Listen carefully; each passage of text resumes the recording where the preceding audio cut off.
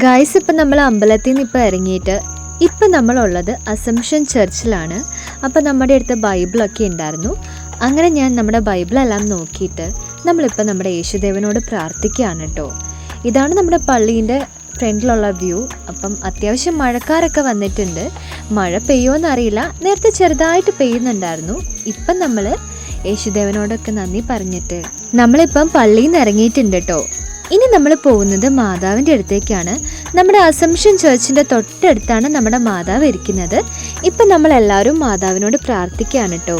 ഞാനിപ്പോൾ പുറത്തേക്ക് ഇറങ്ങിയിട്ടുണ്ട് ഗായ്സ്. അപ്പം നമ്മുടെ കുഞ്ഞാറ്റും പൈങ്കിളിയും അമ്മയും വരുന്നുണ്ട്. നമുക്ക് ഷൂസ് എല്ലാം ഇടാം. അങ്ങനെ വരുന്ന വഴിക്കാണ് തലയും കാലും ചില പാർട്സൊക്കെ മിസ്സായവരെ നമ്മൾ കണ്ടത്. ഇപ്പം നമ്മളുള്ളത് ഗണപതി അമ്പലത്തിലാണ്. അമ്പലത്തിൽ നിന്ന് തൊഴുതിറങ്ങിയ സമയത്താണ് നമ്മുടെ വിനായക ചതുർത്ഥീൻ്റെ കാര്യമൊക്കെ പറഞ്ഞിട്ടുള്ള നോട്ടീസ് നമ്മുടെ കയ്യിൽ കിട്ടിയത്. നമ്മളിനി നേരെ പോകുന്നത് പൂച്ചി അമ്പലത്തിലേക്കാണ്.